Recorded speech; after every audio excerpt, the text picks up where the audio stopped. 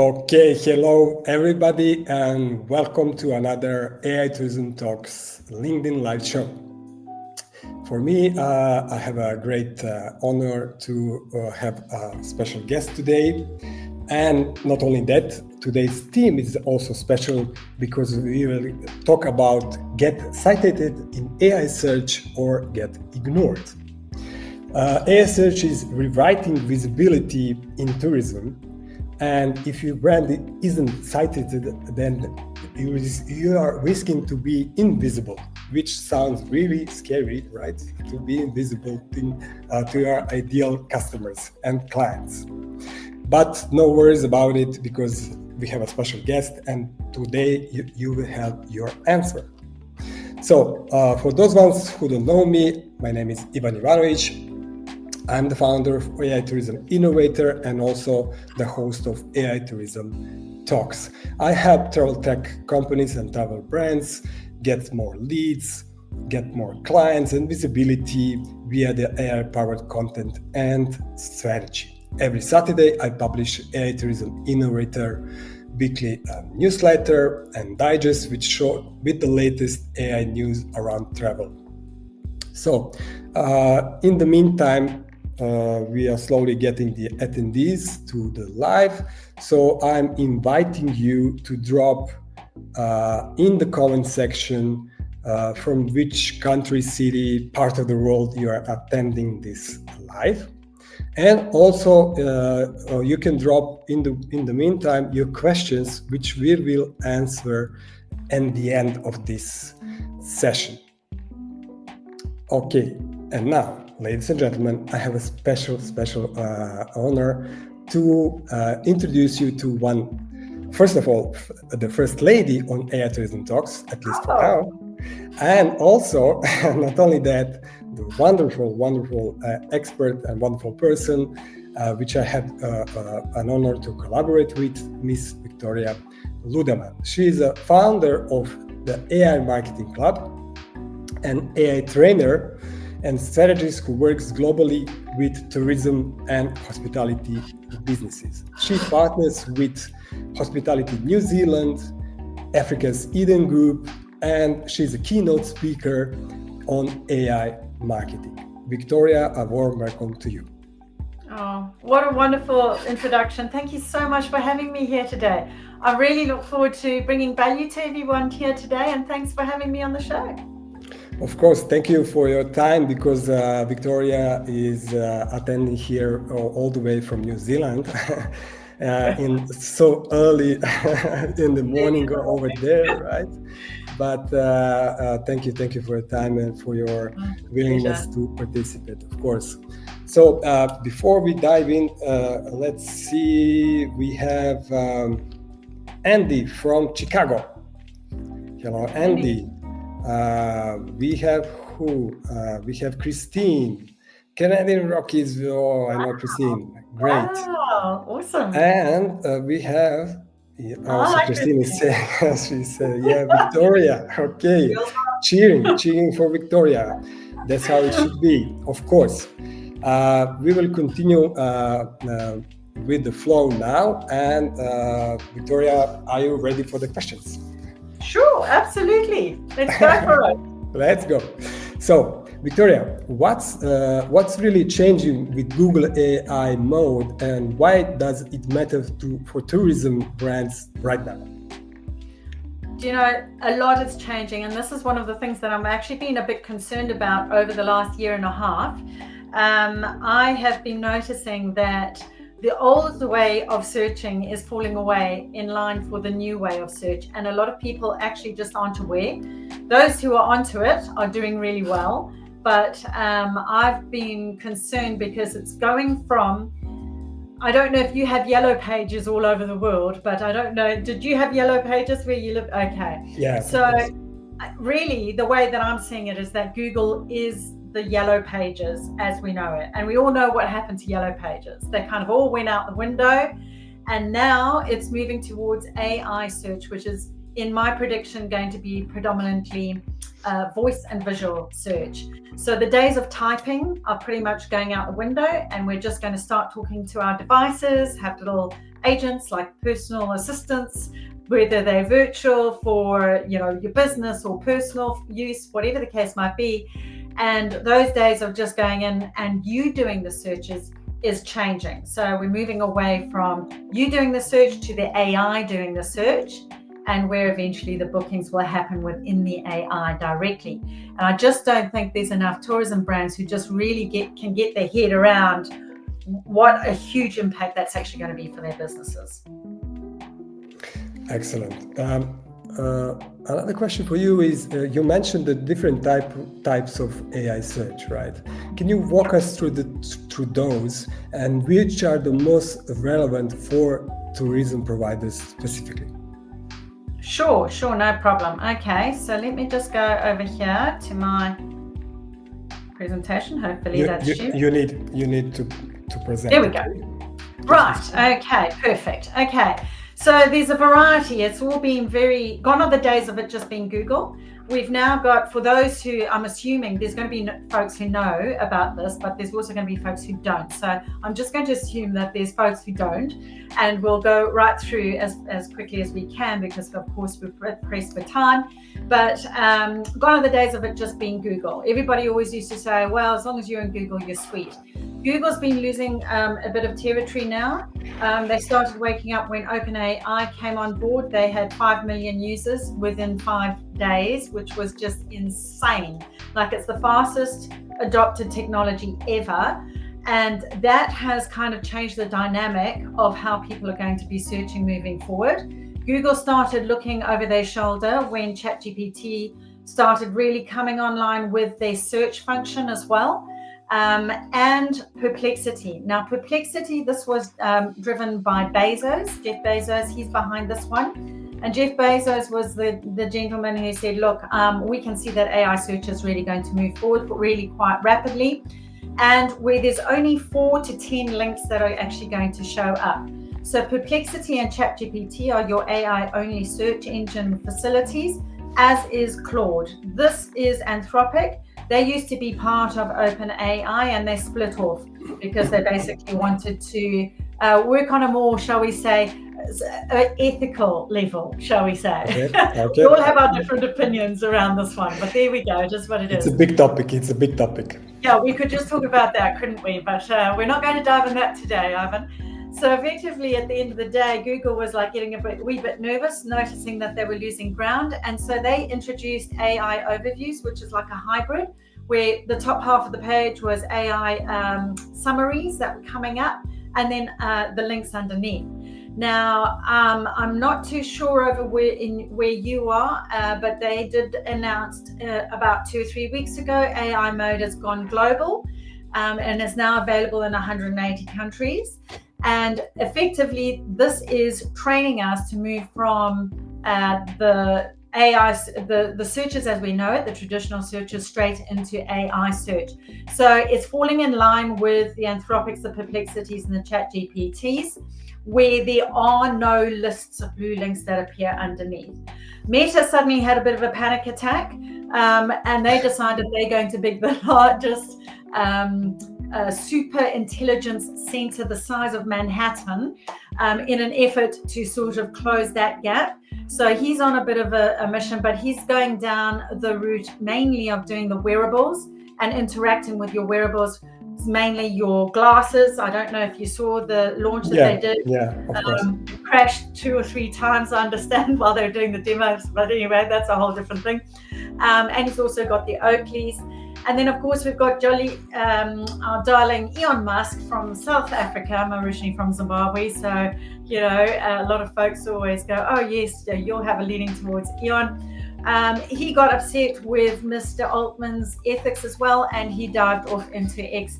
And he's going down tying into the robotics side.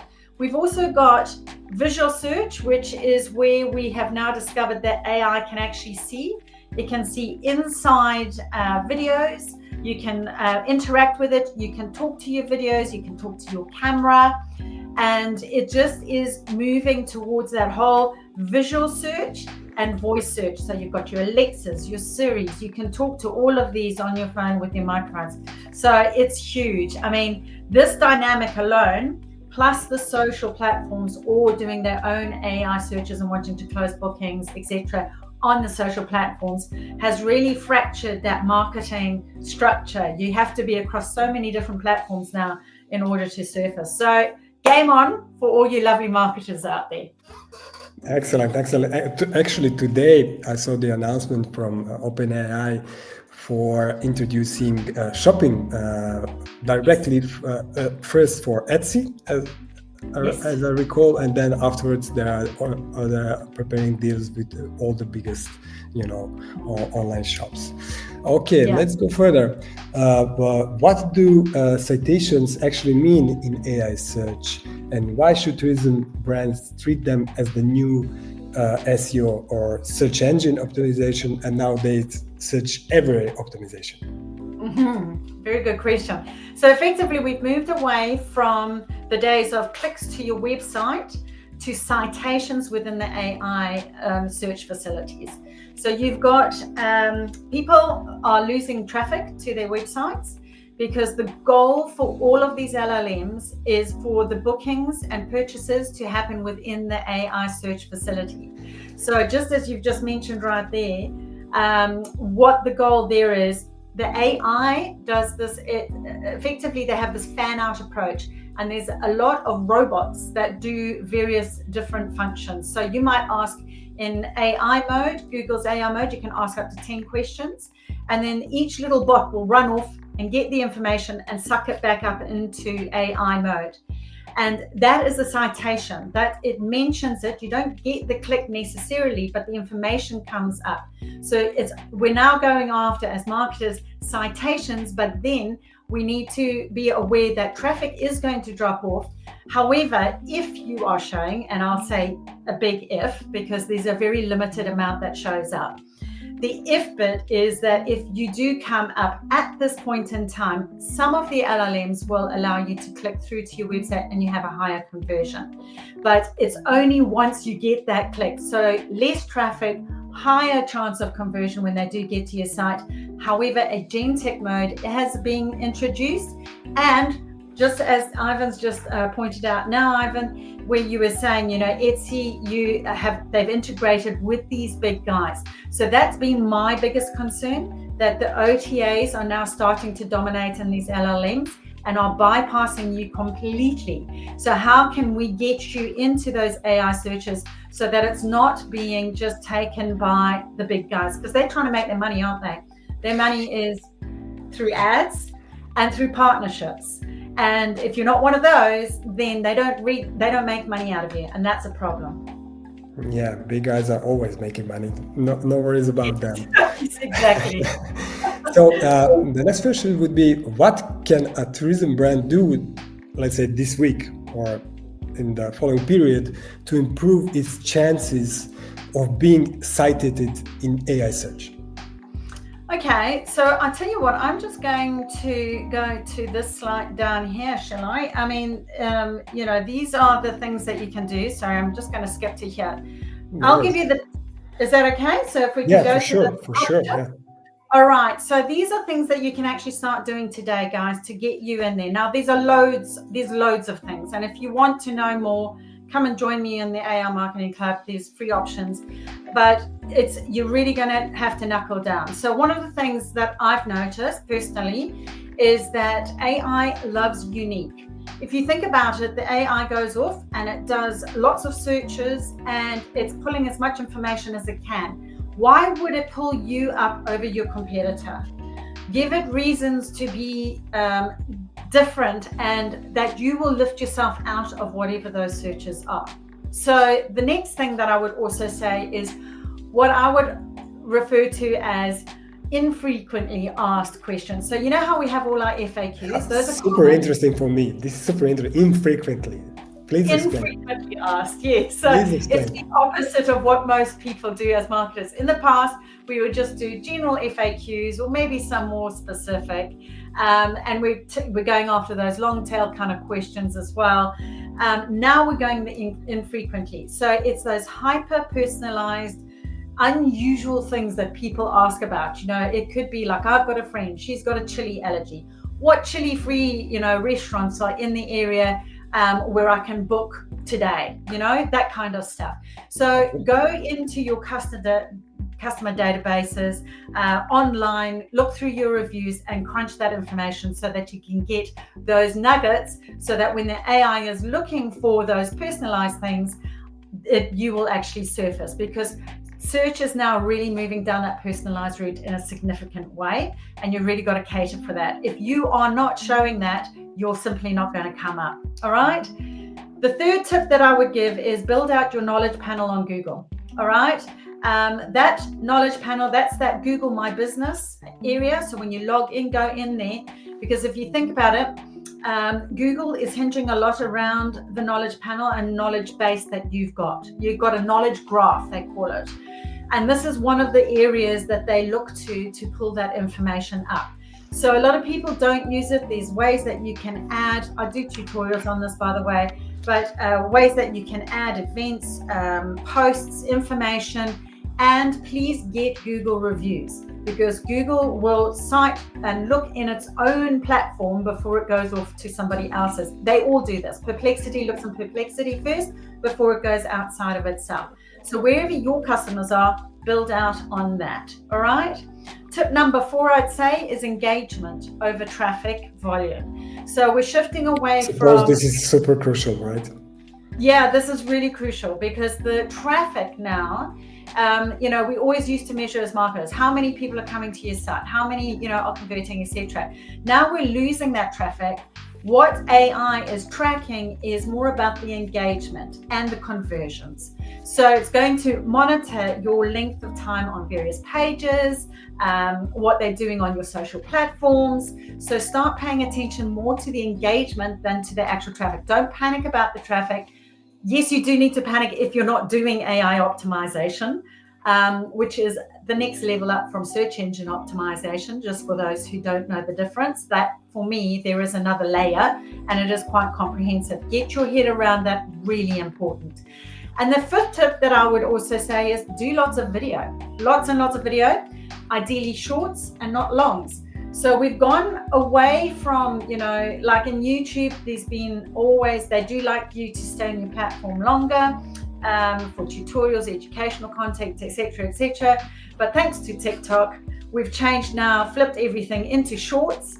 And now with Instagram opening its doors and being indexed, and plus YouTube being the 2nd largest search engine after Google, because Google owns it, Google will pull your shorts as one of the things into your LLMs if you've actually got it. So there's a way to optimize all of that as well. But those things are the main things that you really, really want to be looking for all up.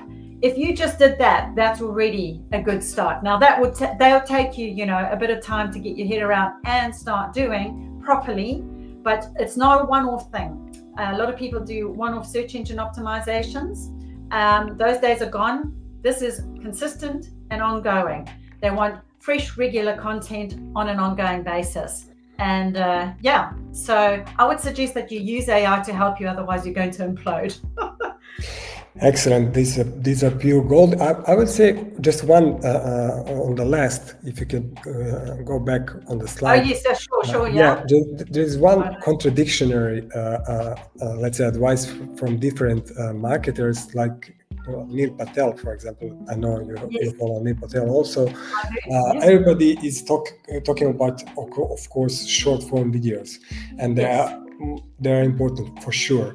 But there is another angle of this point, and that is to first make the long form video, and then from that long form to repurpose it as a short form video, and also as newsletter, blog, whatever.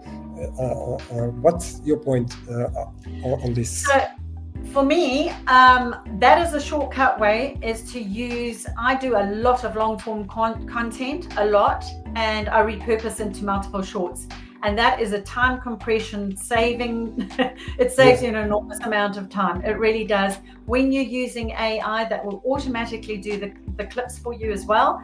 and will automatically tie into your particular platforms. That is huge time saver. It also is taste tested, that will then drive them to something like your website or to YouTube to watch the long form format. And you can also pull the scripts out of your videos and turn it into a blog. So it is a definite way to go. Like I do 2 different strategies. I do that long form, and then sometimes I just go straight for top tips. Like I do 60-second clips a day, every single day on my YouTube platforms, on my Instagram, on YouTube. And it literally is specific tiny little clips. And I just do batch sitting. I just do batch sessions.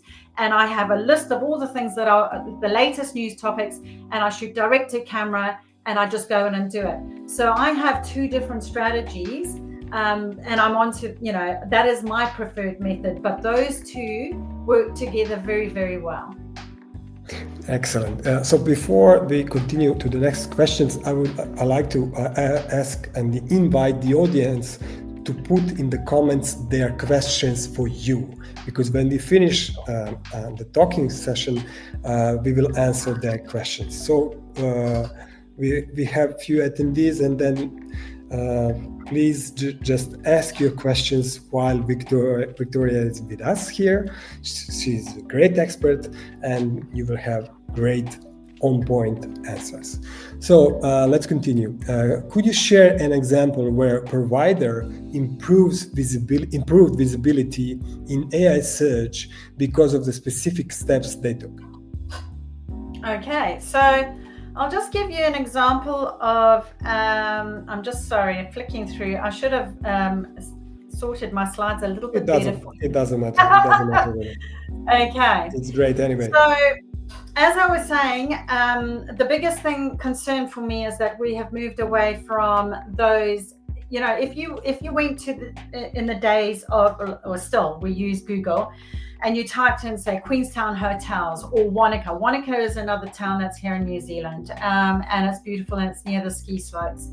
And I've got a client there called Edgewater Hotel, and they're beautiful. It's a huge resort. It's right on the waterfront. It's gorgeous, and effectively, you're moving away from typing in Wanaka hotels and a whole list, literally millions. I mean, you can look at the number under the search bar and it literally says millions of lists, right? Now we're moving away to 4 or 5 different options that are showing up in the AI search. So it's also very personalized. So it can be, in this instance, like I kept it quite simple in this particular instance.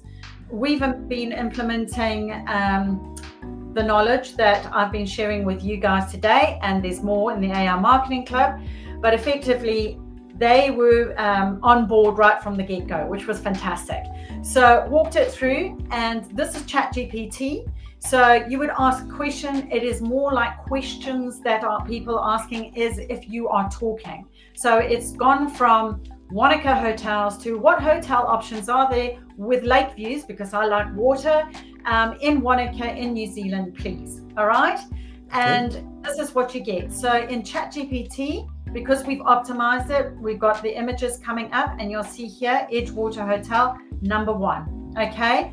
Please. Great. There were, I think, about 4 or 5 in this particular option. So they're number 1 of 5. All right. And number 1 of 5. Yeah, 1 of 5. And we are talking only about ChatGPT or also other LLMs? So I'll show you as well. So then to optimize, to make sure that they're showed in Perplexity. Okay, we get a lot of American tourists in New Zealand. Perplexity isn't massive. It's gaining traction, but Edgewater get a lot of American clients, and Americans use Perplexity. So we went after this one as well. And it's what hotels are. It's exactly the same question, so that you get apples for apples. You can see what hotels are there in Wanaka, New Zealand, with a lake view. And this is what I got: Edgewater, moorings, and I think there were about 3 or 4 different options with this one. Okay, but what you will notice, guys, is here it's going TripAdvisor, the Wanaka official site. So they're listing people that they have typically partnered with, not so much Perplexity, but certainly ChatGPT. They are really going after partnerships. They're in with Kayak and Trip and hotels and Booking.com and Expedia, you name it.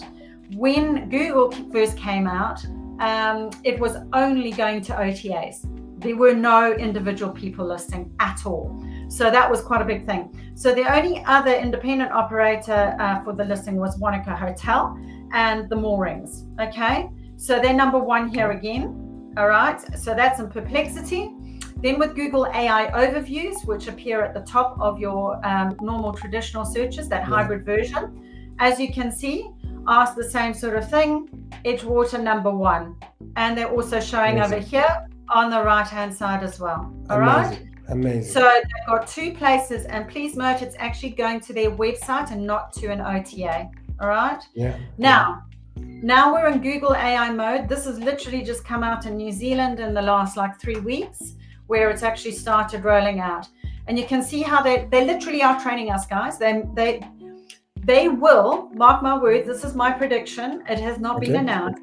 My prediction is that this is going to replace the normal AI, the normal Google as we know it. So traditional search is going to go. We are being trained to do this. So this was the exact same search, and they're number one in Google in AI mode already. All right. Amazing. Amazing. We've got the list. Yeah. So one of the things that we have noticed, though, we've been very fortunate at this point in time coming up. They're not number one there, but they are number two there. But we're still in the top three, which is, you know, in the visual line. What we first noticed was, and it will vary dramatically according to your locations. When you click on these links, quite often they will either take you to an OTA, or they will take you to that knowledge panel that I was talking about, that business, the Google My Business. So it's got the website link in there. So you have to go through another click to actually get to your website. And underneath that, they sometimes list all the OTAs underneath there. So it's game on. How to make sure that you're the ones that are coming up when people are searching for you is going to be so key. Amazing. Yeah. If you are finished with the slides. Yes, I am. You do. Okay, let's go back here in this mode, and I have to took my glasses. Questions. Questions, yes. Daria Dubois, sorry for pronouncing your last name, is asking, what is your methodology around finding the right prompts to track? Excellent questions. Yeah. Excellent question. So this is a lady who's obviously been down the road of our old SEO, because this is where we never started. Like, I had my digital marketing agency, and I would never ever move off the platform until we had actually done a keyword search. And this is one of the biggest issues that we've actually got now, is tracking those specific prompts and those personalized questions in LLMs. So there are a number of places that, I mean, SEMrush, I don't know if you know SEMrush, SEMrush. Yeah. I know for the guys, but I don't know for the audience, but for sure it's the well-established company. They're probably the most cost-effective, but I can tell you they're expensive. Like, they're expensive, really expensive. Yeah. Sorry, SEMrush. Sorry. Yeah. SEMrush is actually the cheaper of the lot.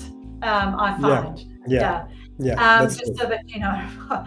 And talking about Neil Patel, he has just started releasing in his Uber search. He just announced, I think it was it yesterday? It might have been the day before. Go and check out he's saying that he's starting to track LLM. He already started in Uber Suggest. Yes, he already started to do that. Suggest. So he's been working on it, and then there are others which I go into in more depth in the AI Marketing Club, so that those people who are like really serious and you've got lots of clients, it may warrant that extra, spend. I don't know, but this we're going to have issues around tracking and attribution. Actually being able to track and measure those actual who clicks on what and where, especially if they're not clicking. It's a little hard to measure, isn't it? So that's going to sorry, I think there was some kind of lag maybe, but okay. Now it's fine. If you can repeat maybe the last few sentences, that would be great. If not, we can continue. Okay. So effectively, at the end of the day, there are more expensive options. I do go into that in the AI Marketing Club, but they are dear.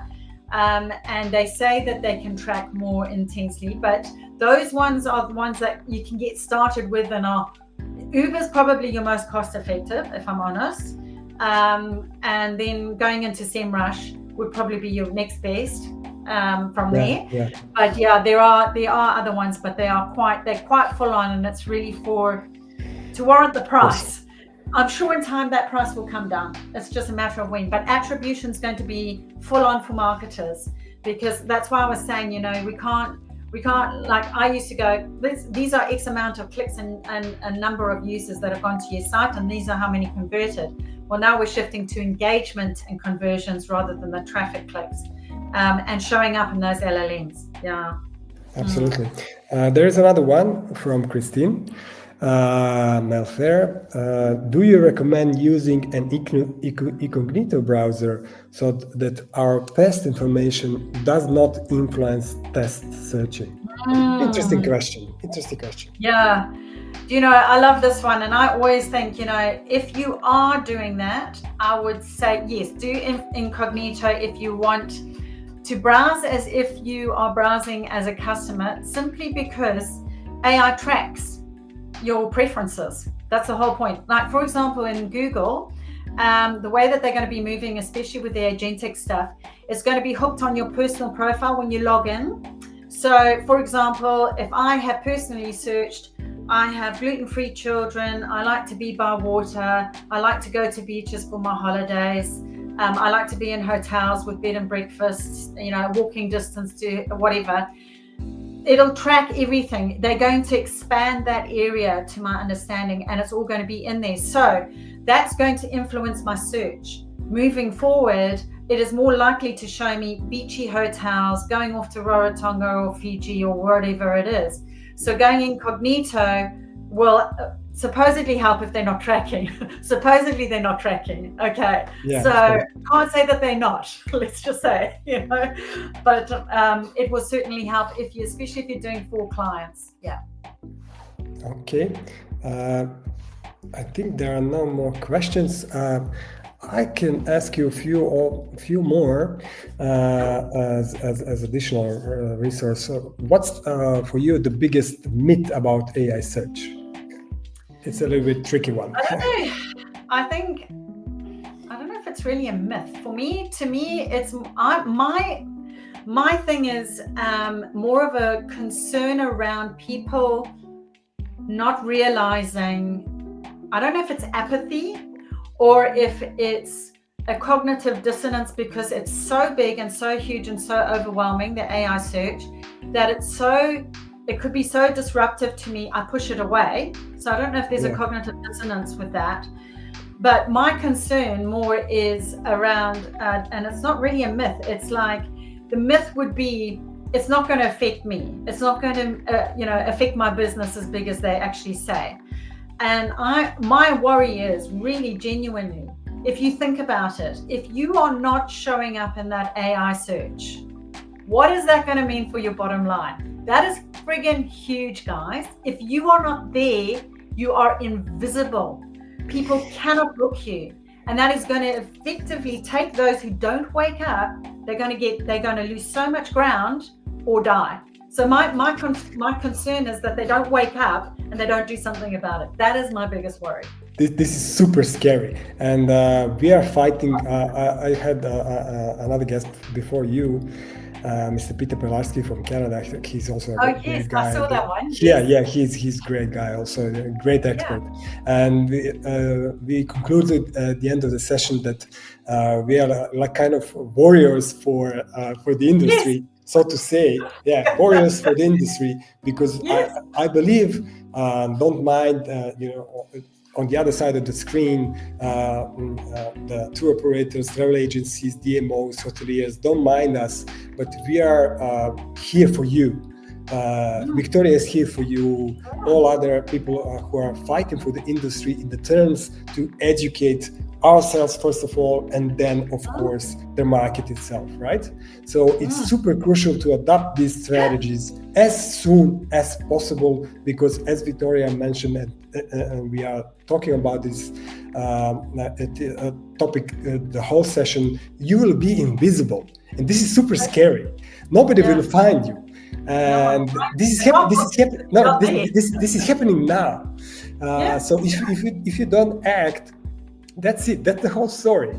Yeah. And this is not like, marketers threatening you with something. It's really the fact of life, and that's it. So another question is, how should I would suggest there, if I may, Ivan, is do the searches in AI. Yeah, do the searches.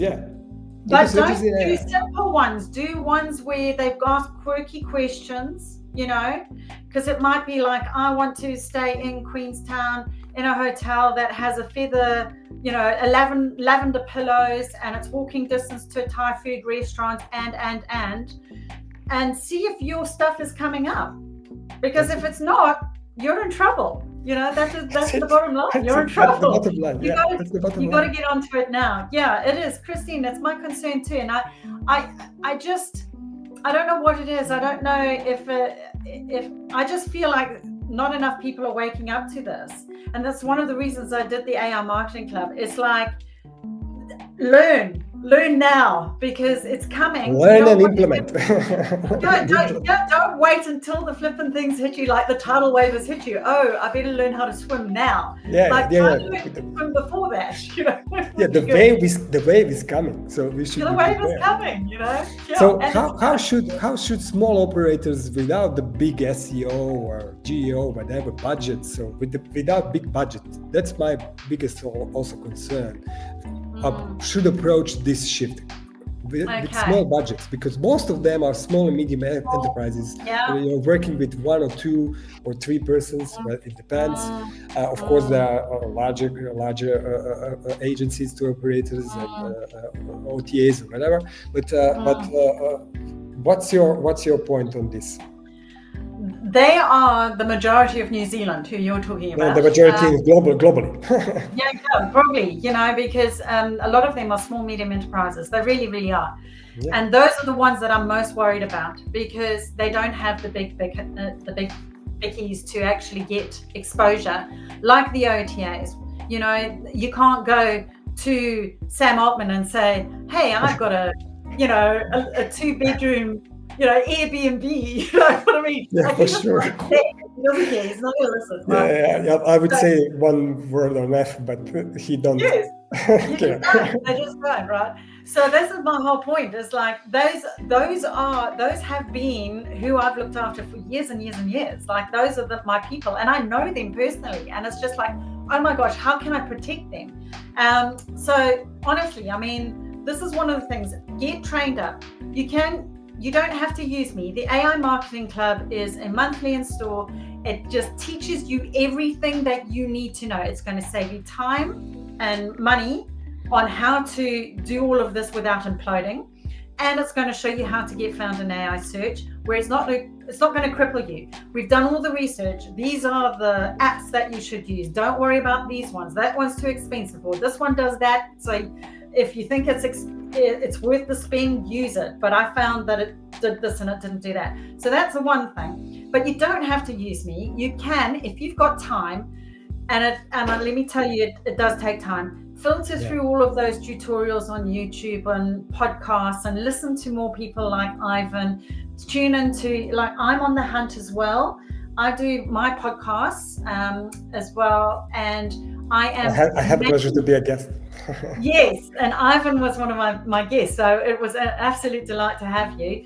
And one of the things, like I've just done one recently with Kamlani, and Ashwin Kamlani, and it's all about how to get direct bookings and bypass the OTAs. So they do have the links that go into the LLMs so that you will show up. So it's finding those people, and I'm doing the hunts. So I go out, I find them, and I go, listen to this guy. This is what he does. I had another one where it was video. So he more focuses on the video so that you don't get sucked down So getting clear on the trainings, how can I do it directly myself? How can I use people who are, bypassing the OTAs? You are going to have to do OTAs, but how do you optimize in the OTAs so that you are the one that gets pulled up and surfaced? Yeah. So there's ways to do that. Those are the three areas. So we've got a question. Also Christine is really supportive here and engaged. She said, I have heard conflicting information about the LLMs sourcing meta search ARA. What have you found? What a conflicting information about sourcing meta? That's I don't know about the conflicting stuff. It's more being with the ARIs. It's obviously whatever's been tied in through their MCPs, which is the protocols that they have to suck everything in. I have to be honest. In New Zealand, it's not up to date at all. In fact, this is where I'm finding it's falling down. At the moment, I'm finding it's going halfway down the customer journey. So we're getting to the point of, let's get you found or cited in the LLMs, and where to from here. So effectively, we're finding that the back-end infrastructure is falling over. It works in some countries better than others. It depends on who they've integrated with in the back end. So, for example, it was just Expedia coming up predominantly in the States, I understand, with my counterparts over there, with the bookings coming in directly. I think that that's going to, as they get it right in the States, they're going to roll it out internationally. So it's all very testing ground, and you are going to get conflicting information, but you want to have ones that are tying in with your back end. So, for example, I'm talking, one of my podcasts that I'm going to be doing is with a company like Duve, and they do that full integration process from start to finish. So it ties your back end correctly into the LLM to begin with. So you have to talk to your providers. I don't know what those agreements are. Are they preparing for the AI search age? If they're not, I would say you've got problems. You need to look for a different supplier. So it's very erratic at the moment, and you will get different results, not just in where you are, but all over the world. So I find searches that I have here may vary in Australia and in Southern Africa, even though it's the same term. It's very strange. Yeah. Thank you very much. I will now wrap it up a little bit with 3 takeaways from this, and you will say if I said that right. So AI search equals citations. If you are not cited, you are invisible. Yes. There are different types of AI search. Know where you fit in, where you belong, so to say. And start now with citable content and small visibility steps. Is this fine? Yeah. Okay. Do something rather than nothing. Yeah. Of course, and do it as soon as possible. My audience knows, at least who are following me, that I love freebies. I already posted my regular freebies, and that is my 100 AI prompts for travel, tech, and tourism brands. It's posted as a comment on the LinkedIn Live page of this event. So try at least one today and tell me how you did it. And also subscribe to my AI Tourism Innovator newsletter, which I publish weekly. And beside that, after the session, Victoria will share on the LinkedIn Live page her freebie and bonus resource, which is the new page 1, the 5 AI search optimization tips to get your tourism and hospitality business found. This is really super useful. It's on her website, the aimarketingclub.com, and you will have the resource itself on the homepage, right, Victoria? Correct. Yes. Yeah. Excellent. I think we should wrap up now. And as always, I will share for those people who didn't have opportunity to be present on live, I will share the YouTube replay on my LinkedIn profile and via my blog and newsletter. And I will use this opportunity to announce another guest for another LinkedIn Live. Don't miss this AI Tourism Talks on Thursday, October 16th. I will have on 5 p.m. the UK time, the regular time for AI Tourism Talks. I will be joined by Alex Fallander to discuss how AI is reshaping operations for tour operators. He is really great guy and really interesting character, and believe me, it will be worth your time. So Victoria, once again, it was a great honor, great pleasure. Thank you. Everything was packed and fully packed with practical insights. Everyone follow Victoria Ludemann at the AI Marketing Club. And if there are any kind of questions and doubts, just leave it on the page or DM Victoria directly or DM me, wherever. So Victoria, once again, really honestly, thank you for your time, and you're awesome. What can I say? As are you. Thank you so much, Ivan. It's really been a joy. Thank you so much, folks. I hope I brought some value to you today, and please go away and start your AI search journey. And I hope to see you somewhere. Follow me or connect with me. I'm very approachable. I'm very absolutely. I can confirm. Absolutely. And yeah, get onto those tips. They're free. So come on over to the AI Marketing Club. Some extra gold that you can take away and start implementing to get yourself found and cited in AI search. Thank you so much, Ivan. It's been a joy. Appreciate it. Thank you, everybody. My name is Ivan Ivanovic. Thank you for joining one more episode of AI Tourism Talks, and see you on the next one. Bye-bye. Bye-bye.